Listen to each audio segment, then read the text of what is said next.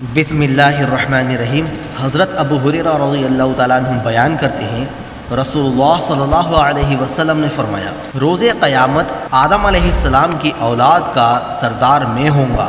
سب سے پہلے مجھے قبر سے اٹھایا جائے گا، سب سے پہلے میں سفارش کروں گا اور سب سے پہلے میری سفارش قبول کی جائے گی۔ حضرت انس رضی اللہ تعالیٰ عنہ بیان کرتے ہیں، رسول اللہ صلی اللہ علیہ وسلم نے فرمایا، روز قیامت تمام انبیاء علیہ السلام سے میرے تابعین زیادہ ہوں گے اور باب جنت پر سب سے پہلے میں داخل ہوں گا۔